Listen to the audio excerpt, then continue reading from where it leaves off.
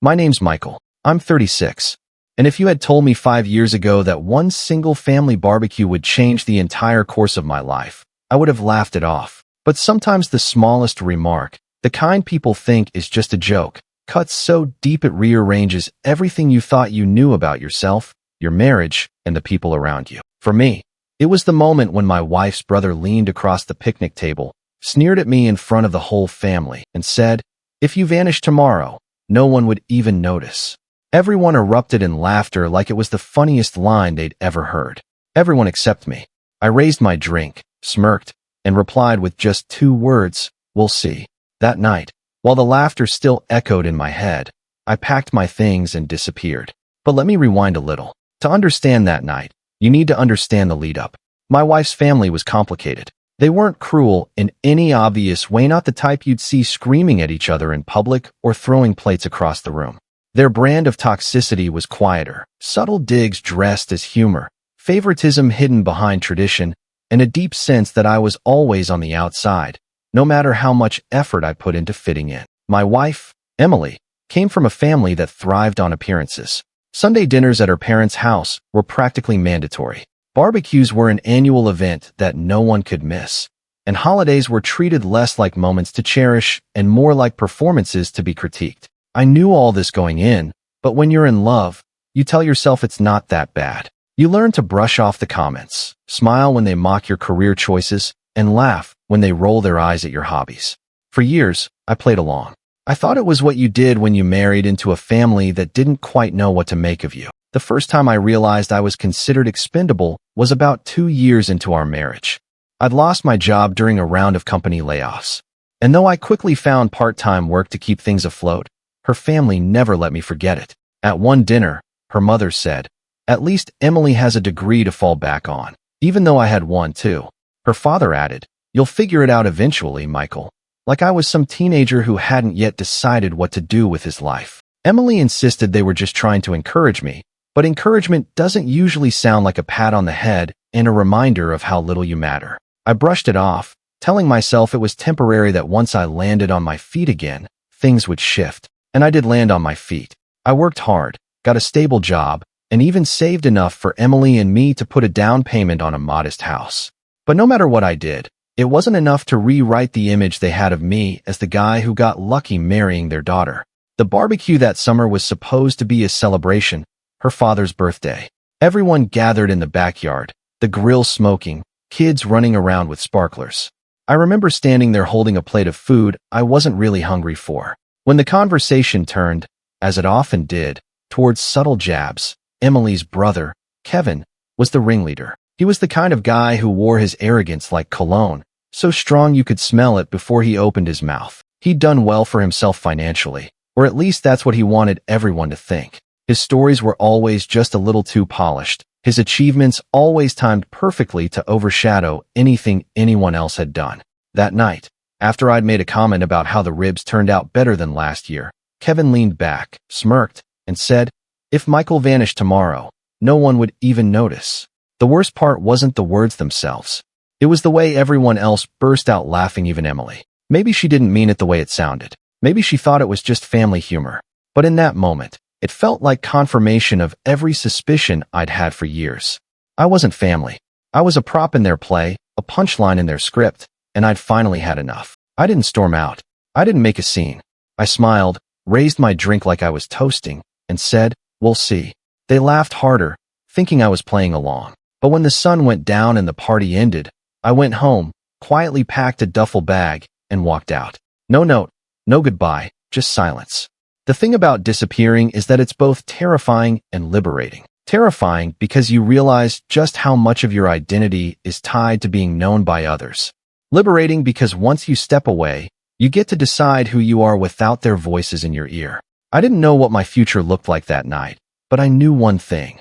I wasn't going to be the man who stood there and took it anymore. And that's where the story really begins, because leaving was only the first step. What came after was a slow, deliberate unraveling of everything they thought they knew about me and everything I thought I knew about them. But that night at the barbecue, that was the spark. The moment I decided I'd had enough of being invisible. The moment I decided that if they wanted to see what life was like without me, I'd show them. When I look back now, I realized the barbecue wasn't some isolated moment of cruelty. It was just the loudest example of a pattern that had been simmering for years. My name is Michael. I'm 36.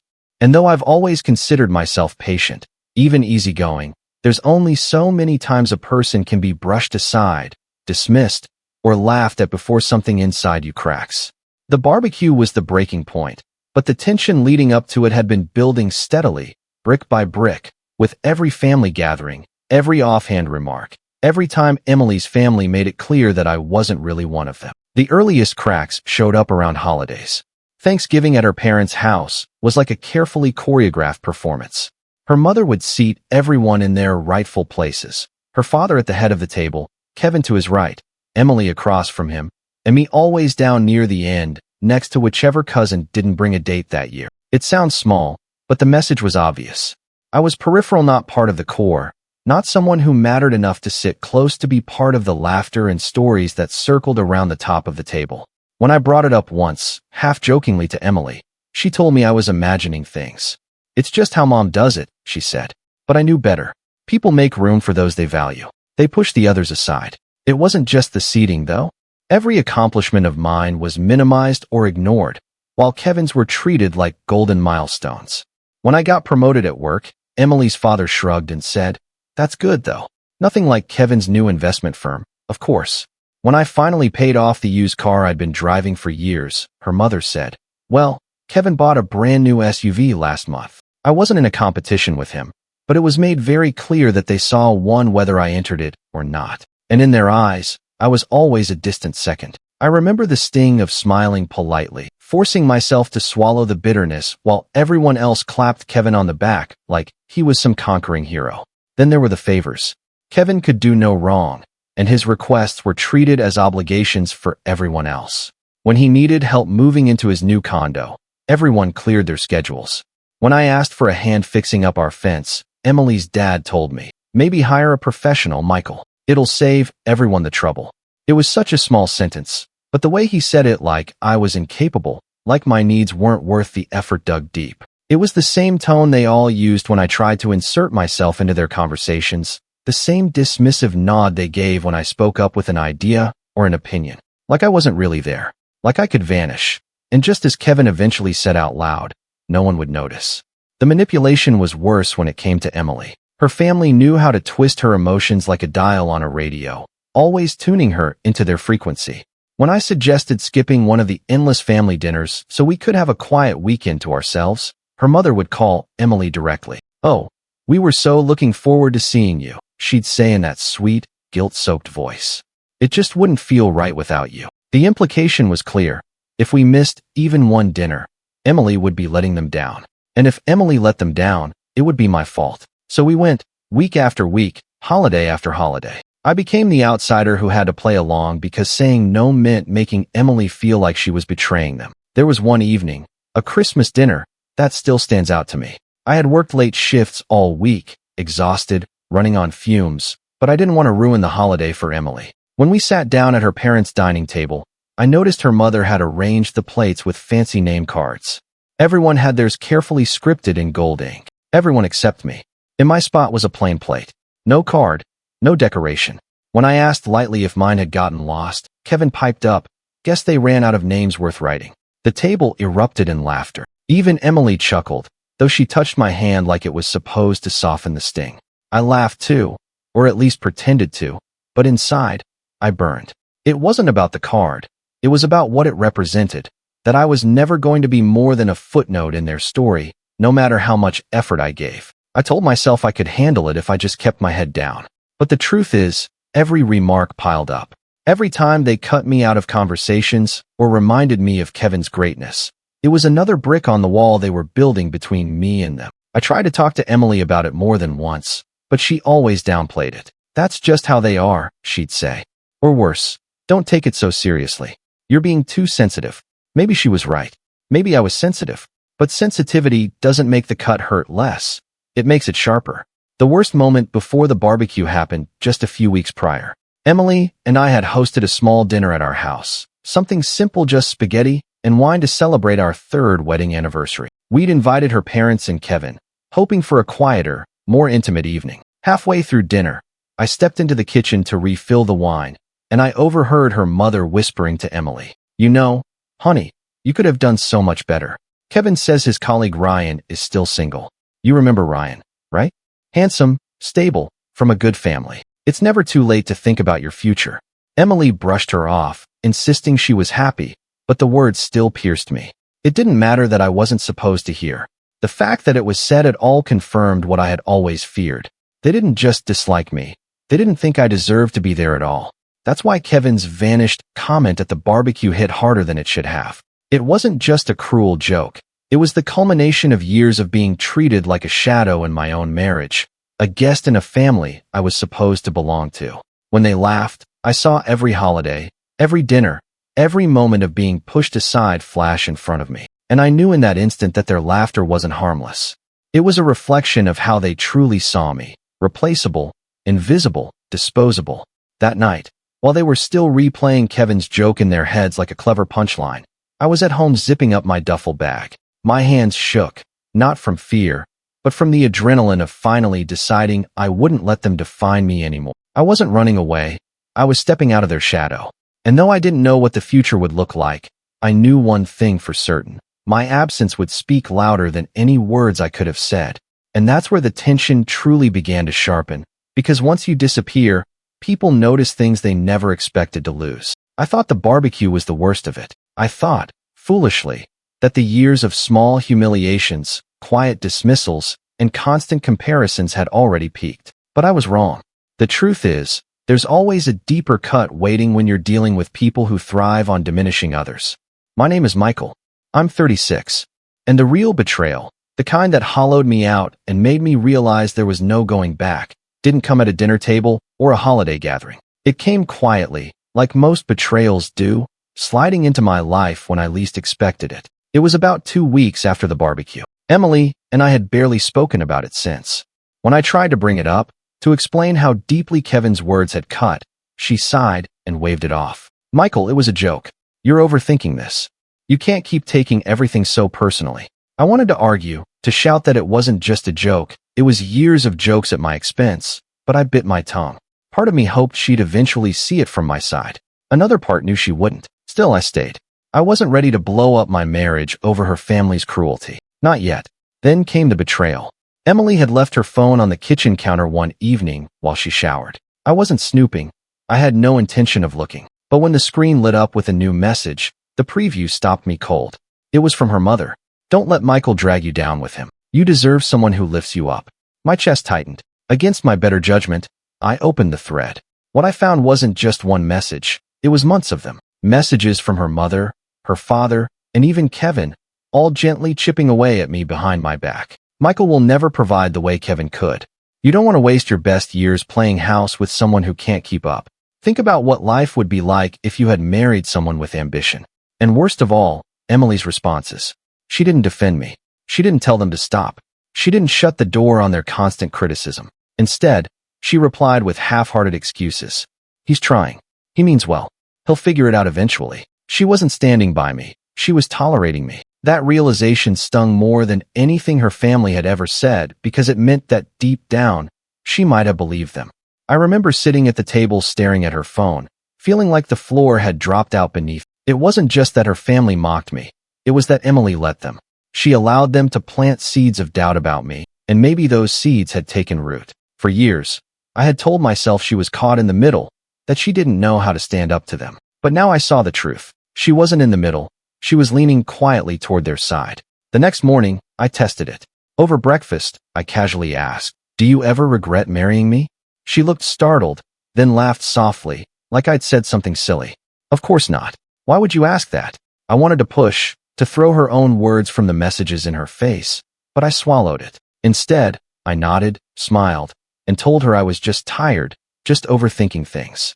But inside, something shifted. The trust that had anchored me to her, fragile as it already was, cracked clean down the middle. The final straw came a few days later at another family dinner. I didn't want to go, but Emily insisted it was her father's retirement party. "It means a lot to him," she said, and so I agreed. I dressed neatly, plastered on a polite smile, and walked into their home with my guard already up. The night went smoothly at first. though I could feel the usual undercurrent of tension whenever Kevin opened his mouth. Then, near the end of dinner, Emily's father stood to make a toast. He raised his glass, looked around the table, and began to thank everyone for their support over the years. He named each of his children, praised Kevin for his business, complimented his daughter-in-law for her career, and even mentioned a cousin's volunteer work. Then he turned his gaze toward me for a split second. I thought, naively, that maybe he'd acknowledge me, even just with a small kindness. Instead, he chuckled and said, "And of course, we're grateful for Michael. Proof that Emily has a generous heart." The table roared with laughter. My hands went cold around my glass. I felt the blood drain from my face as I realized what he'd just done. Reduced me to charity. Not a husband, not a partner, just a burden Emily was magnanimous enough to carry. I looked at her, waiting for her to speak, to defend me, to tell her father that was cruel. But she didn't. She just smiled weakly and sipped her wine. That was the betrayal. Not just the words, but the silence that followed. The silence from the woman who was supposed to have my back. In that moment, I knew something in me had broken beyond repair. I didn't show it. I laughed along, clinked glasses, played the part. But inside, I was already packing my bags. Not just clothes this time, but everything. My dignity, my self-worth, and whatever strength I had left. Because when trust is gone, there's nothing left to hold on to. And when laughter turns into knives, the only way to survive is to step out of range. That night, as Emily slept beside me, I lay awake staring at the ceiling, replaying her father's words again and again. Proof that Emily had a generous heart. Proof that I was nothing more than the punchline they all secretly believed me to be. And that's when the thought first took root. If I disappeared, truly disappeared, I wouldn't be the forgotten one. They would. Rock bottom doesn't announce itself with fireworks. It creeps in quietly, wearing the disguise of exhaustion, of numbness, of silence so thick you can't remember what your own voice used to sound like. My name's Michael. I'm 36. And after that retirement party, I slipped into a version of myself I barely recognized. I stopped arguing. I stopped explaining. I stopped expecting. It was easier to play the role they had written for me than to keep fighting to prove I deserved a different one. The mornings were the worst. I would wake up next to Emily and wonder if she looked at me the way her parents did. I remembered those messages I'd read on her phone, the lukewarm defenses she'd offered when they tore me down. Did she see me as a man she loved, or as a responsibility she had to justify? Every smile she gave me, every casual, "I love you," I dissected for cracks. Was it real, or was it habit? My trust was gone, and without it, even the most ordinary gestures felt loaded with doubt. At work, I threw myself into long hours. Not because I loved the job, but because being in the office meant I didn't have to be home, didn't have to sit through dinners where Emily recounted her day while I nodded quietly, pretending I wasn't hollowed out inside. My coworkers started noticing. One of them, a friend named Mark, asked me if I was okay. "You look like you're carrying 1,000 pounds, he said once. I shrugged it off. How could I explain that the weight wasn't just work or stress? It was the slow erosion of who I thought I was. Even the house started to feel like it wasn't mine. I noticed how Emily would invite her family over without asking me, how she'd let Kevin walk through the door like he owned the place. One Saturday, I came home from running errands and found Kevin in my garage, rummaging through my tools. "Emily said I could borrow a few things," he said with a smirk, not even looking up. When I told him I needed those tools for a project, he waved me off. "You can buy new ones. Besides, you'll probably mess it up anyway." He left with half my set. Emily told me later not to make a big deal out of it. "He'll bring them back," she said. He didn't, and she didn't ask. That was when the house stopped feeling like a home. It was just walls, a roof, a place where I slept, but no longer belonged. I started staying later at work, sometimes even falling asleep at my desk. It was easier to explain being tired to my boss than to explain being invisible to my wife. The quiet planning began as a whisper in the back of my mind. At first, it was just little thoughts. What if I took a weekend trip alone? What if I stopped showing up to family dinners? What if I just left? But whispers grow louder when you feed them. I started testing the idea of absence, skipping a dinner with the excuse of overtime, not answering the phone when Emily's mother called, staying late enough at work that Emily was already asleep when I got home. Nobody really noticed. Nobody asked where I was. And in that neglect, I found a strange clarity. They had already shown me what life was like without me. One evening, I sat in the living room with the lights off, listening to Emily on the phone in the kitchen. She was talking to her mother. "He's fine," she said, her tone distracted, like she was explaining the weather. "Michael is just quiet lately. I think he's tired." Her mother's voice carried faintly through the walls.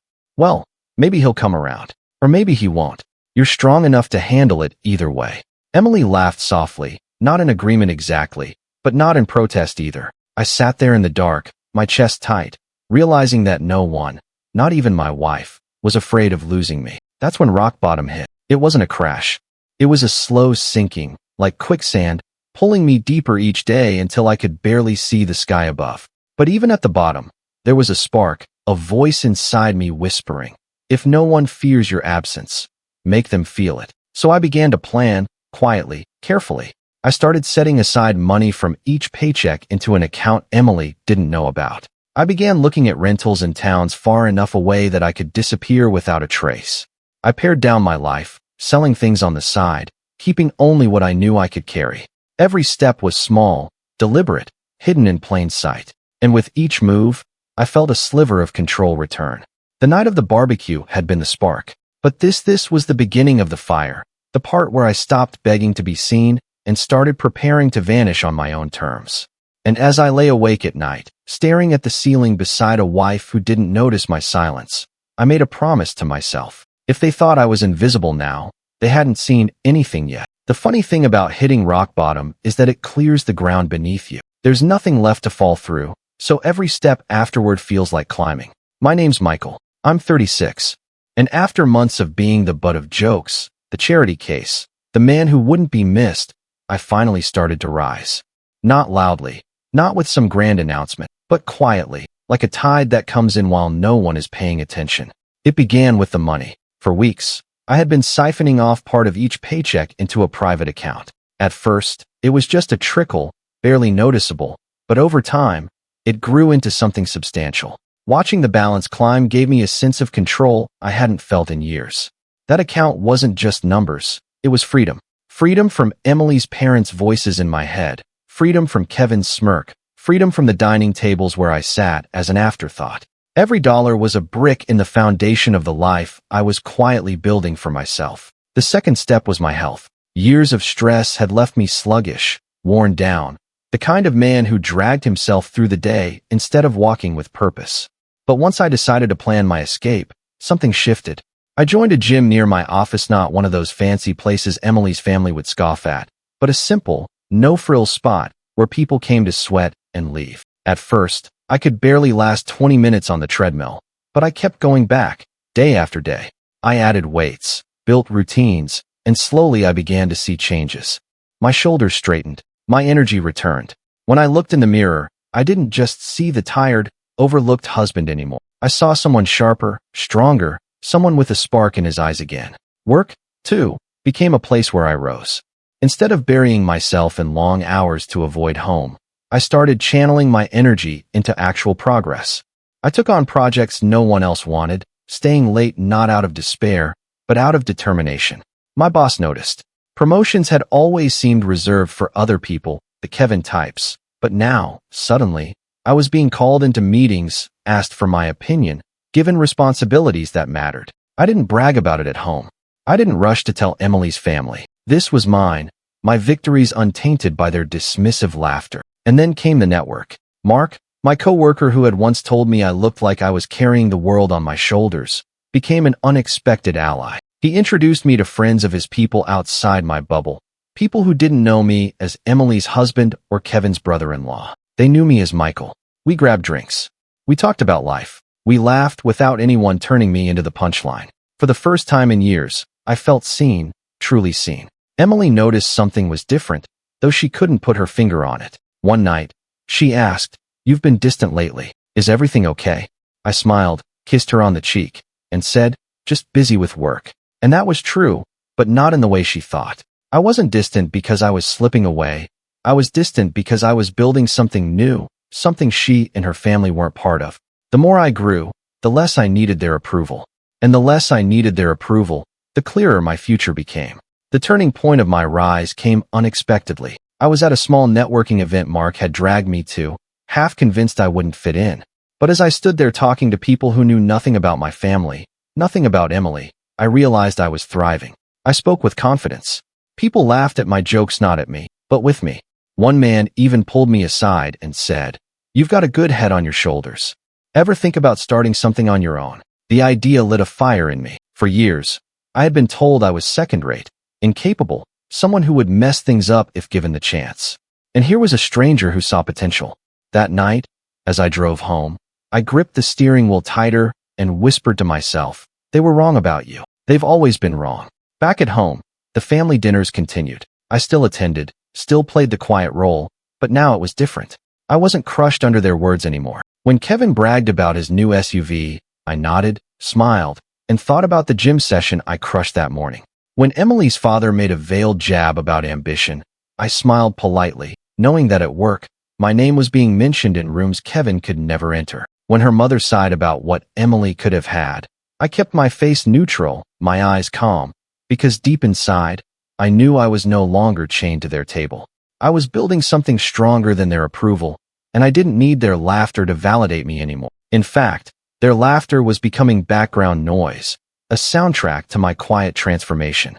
The rise wasn't dramatic. It wasn't a single moment of triumph. It was steady, like climbing a staircase in the dark, one step at a time, until suddenly you realize you're standing taller, breathing easier, looking down on the people who once loomed above you. And as the weeks went by, I knew one thing with absolute certainty. I wasn't just planning to leave. I was preparing to return stronger than they ever imagined. And when I did, the people who once told me I wouldn't be noticed would learn just how wrong they had been. The rise gave me strength, but the setup gave me purpose.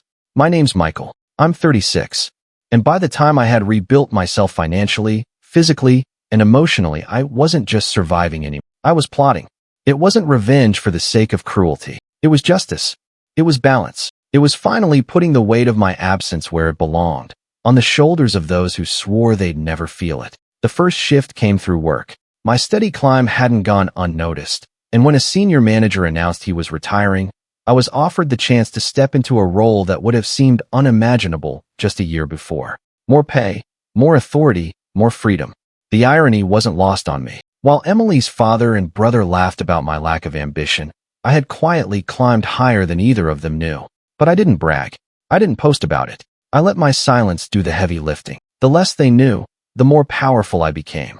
With the promotion came connections. I wasn't just sitting in my office anymore. I was meeting with clients, with other managers, with people who operated in circles far removed from the suffocating bubble of Emily's family. These were people who valued results, not appearances, people who didn't care about last names or who your father was.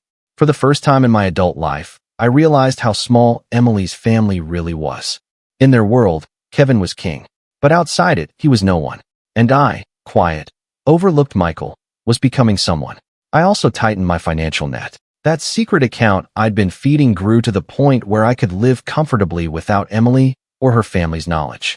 I spoke with an advisor, set up investments, and even looked into property in another town. I started spending weekends driving out to nearby cities. For work, I told Emily, but really, I was scouting. I found a small apartment in a quiet neighborhood. Nothing flashy, but it was mine. I signed the lease under a name variation, me middle name first, last name Siconso. It wouldn't be obvious if anyone searched. It became my safe house, my fortress, the place I could slip into when the time was right. But the most important setup wasn't financial or professional. It was personal. During one of my trips, I reconnected with an old college friend, Chris. We hadn't spoken in years, but when I told him vaguely that I was looking for a change, he listened without judgment. Chris had built a consulting business and, as it turned out, had connections that overlapped with Kevin's industry. Funny thing, he told me one night over drinks, "Your brother-in-law has a reputation. Flashy, reckless. People don't take him as seriously as he thinks." That stuck with me. For years, Kevin had lorded his supposed success over me, but to people outside his family, he was already a joke. Chris even hinted at projects Kevin had botched, deals that had gone sideways, all hidden beneath his carefully polished image. That was when the idea crystallized. My revenge didn't need to be loud. I didn't need to scream or confront or demand acknowledgement. All I had to do was vanish cleanly, completely, and let the cracks in their world widen without me there to absorb their cruelty. And when they inevitably looked for me, when they tried to drag me back into their orbit, they would find only silence. And silence when you're used to mocking someone, is deafening. At home, I kept playing my part. I still attended dinners, still nodded at the jokes, still let Kevin strut and her parents condescend. But inside, I was already gone. Every smile was rehearsed. Every thank you was hollow. They didn't know it, but they were laughing at a ghost. The setup also had another layer, one they couldn't see. I began documenting quietly, discreetly. I collected evidence of their words, their treatment of me, even the text messages I had found on Emily's phone. I wasn't planning to use them right away, but I knew someday I might need proof. Proof that I hadn't just imagined the years of humiliation. Proof that the jokes and concerns were daggers dressed as kindness. And if the day came when I had to defend my choices, those receipts would speak louder than anything I could say. The more I prepared, the calmer I felt. The anger that once burned in me had cooled into something sharper, resolve. I wasn't the same man they mocked at the barbecue. I was stronger, smarter, untethered from their approval. And while they continued to laugh in their small, insular world, I was stepping into something larger, something they couldn't touch. One evening, sitting alone in my apartment, I stared at the bare walls and whispered to myself, "They think you're invisible. Show them what invisible really means." And that's when I knew the setup was complete. The stage was ready. All that remained was the execution. Revenge isn't always fire and thunder. Sometimes it's the quietest storm, the kind you don't see forming until it's already washed everything away. My name's Michael. I'm 36. And by the time the stage was set, I didn't need to scream or confront anyone. All I had to do was disappear in the right way, at the right time, leaving behind just enough silence for their own words and actions to echo louder than anything I could say. The execution began the night of another family gathering, Labor Day weekend, a big barbecue at Emily's parents' house.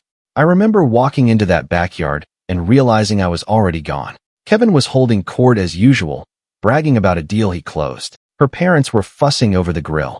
Emily was smiling that practiced smile she wore around them. No one noticed that I wasn't really there, not emotionally, not mentally. I was standing in the middle of their world and already outside it. I played along, of course. I laughed when I was supposed to, nodded when Kevin smirked, held Emily's hand when she squeezed mine. But inside, I was counting down the minutes. I knew this would be the last time I'd stand among them like this, the last time I'd play the role they had written for me. When her father made another joke at my expense, Michael is proof Emily inherited my patience. I smiled politely and raised my glass. "You're right," I said calmly. "Patience pays off." They laughed, none the wiser. That night, when Emily went to bed, I slipped out of the house. Not with just a duffel bag this time. This time, it was everything that mattered. The papers, the money, the keys to the apartment I'd been quietly maintaining. I left my wedding ring on the dresser not in anger, but in clarity. A symbol of the role I had been forced into, returned to the stage it belonged to. I didn't leave a note. I didn't slam the door. I didn't give them the satisfaction of drama. I simply vanished. The silence that followed was my revenge. Because silence, when you expect someone to absorb your cruelty, is devastating. The next day, the call started. Emily's name lit up my phone again and again. Then her mother, then Kevin. I didn't answer. Messages piled in. First confusion, then annoyance, then concern. "Where are you? This isn't funny. You're acting childish." And finally, the words that tasted sweeter than any I had ever read. "We need you to come back." But I didn't. I stayed away. I poured myself into my new life, my job, my health, my friendships outside their orbit. And while I thrived in silence, they began to unravel. Through Chris, my old friend with connections in Kevin's industry, I heard whispers, deals falling apart, investors pulling out. Kevin's empire wasn't as solid as he made it seem. And without me around to play the fool, to absorb the spotlight of mockery, the cracks in his image were harder to hide. Emily, too, began to falter. She reached out with long, pleading emails. "We can fix this." They didn't mean it. "Come home, Michael, please." But the words rang hollow because I had seen her silence at that retirement dinner. I had read her lukewarm defenses in those messages. She hadn't stood by me when it mattered. Now she was standing alone, realizing too late that I had been the anchor she assumed would always be there. The most satisfying part wasn't their unraveling, though. It was the realization that I no longer needed their acknowledgement. My revenge wasn't in proving myself to them. It was in showing through absence that I had been the one holding more weight than they ever admitted. The family gatherings grew quieter without me. The laughter less sharp, the stories less grand. They had mocked me as invisible, but in my silence, I had become the shadow they couldn't escape. One evening, months later, I ran into an old acquaintance of Emily's parents at a grocery store in my new town. She didn't know I had left, didn't know the details, but she smiled and said, "Funny thing, your in-laws were at a dinner last week. They seemed smaller somehow, quieter, not their usual selves." I walked away from that conversation with a smile that didn't fade for hours. My revenge had worked. Without me to absorb their cruelty, they had nothing to sharpen themselves against. And the best part? They didn't even realize that I had planned it this way. To them, it looked like I'd simply cracked under the weight of their jokes and vanished. But the truth was sharper. I had built my exit piece by piece until the moment I walked out was as smooth as closing a door. The silence I left behind was louder than anything I could have shouted. But of course, revenge doesn't end with the exit. It's in what comes after, when the people who thought they'd never miss you begin to realize they already do. And that's where the fallout truly begins. Fallout isn't always explosive. Sometimes it's slow, like watching a house rot from the foundation up. My name's Michael. I'm 36. And by the time my revenge settled into silence, the cracks in their world had widened into chasms they couldn't ignore. I didn't have to lift a finger. All I had to do was stay gone. At first, their messages had been frantic. "Michael, where are you? This isn't like you. Come back. We can work through this." But weeks turned into months, and I never replied. Emily's emails grew longer, tinged with desperation. She admitted things I never thought I'd hear her say, that she should have defended me, that she'd let her family's voices drown out her own, that she had taken me for granted. By the third month, she wasn't asking me to come home anymore. She was begging. Her family's tone shifted, too. The proud, mocking voices became meek, cautious. Her father wrote me once, a short message. "We may have been too hard on you. I'd like to talk." That was the closest thing to an apology I would ever get, and it was almost laughable in its brevity. Kevin, on the other hand, stayed true to form. His texts were half pleas, half threats. "You can't just run away. You think you're better than us? Grow up and come back." But behind the bravado, I knew he was unraveling. Through Chris, I learned Kevin's business had taken a serious hit. Without the constant buffer of someone to overshadow and ridicule, people had started noticing his flaws. Investors who once tolerated his arrogance pulled away when they realized there was no solid foundation behind his charm. Deals fell apart. His reputation, so carefully polished in front of his family, crumbled in the eyes of those who mattered. Kevin had always needed a foil, someone to stand beneath him so he could look taller. Without me, he was just another arrogant man with nothing to back it up. Emily's parents suffered in their own way. They had built their social world on the illusion of a perfect family, the successful son, the strong daughter, the supportive in-laws. My absence became the crack they couldn't plaster over. People began asking questions. "Where's Michael?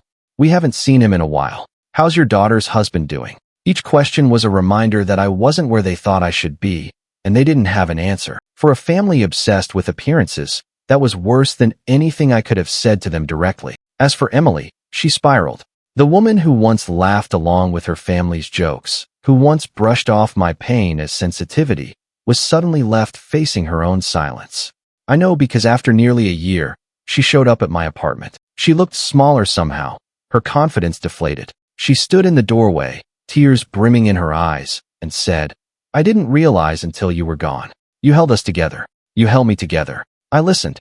I let her speak, let her pour out her regrets, her apologies, her promises to change. And for a moment, I felt the old ache in my chest, the part of me that had once loved her, that had once wanted so badly to believe she'd stand by me. But then I remembered the laughter at the barbecue, the silence at the retirement dinner, the messages where she had said, "He's trying," instead of, "He's enough." So I told her the truth calmly, quietly, without anger. "I don't hate you, Emily, but you believe them more than you believed me, and I can't come back to that." Her tears fell then, and she whispered, "I thought you'd always be there." I shook my head. "That's the thing.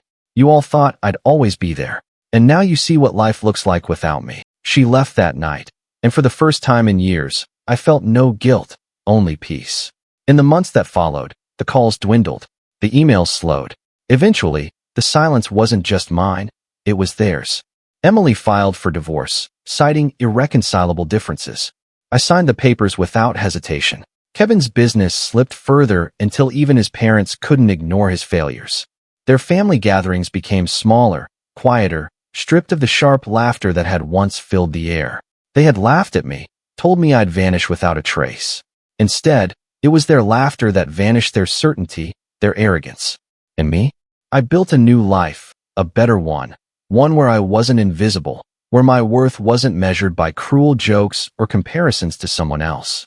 I found joy in friendships, fulfillment in work, strength in myself. The last time I saw any of them was by chance at a cafe in the city. Emily sat at a table with her parents and Kevin. Their faces looked tired, their voices muted. They didn't see me, but I saw them. And for a brief moment, I almost felt sorry. Almost. But then I remembered that night at the barbecue, the words that had started it all. If you vanish tomorrow, no one would even notice. I smiled to myself, turned, and walked away. Because in the end, the truth was undeniable. I hadn't vanished. They had. And that was the final line of my story.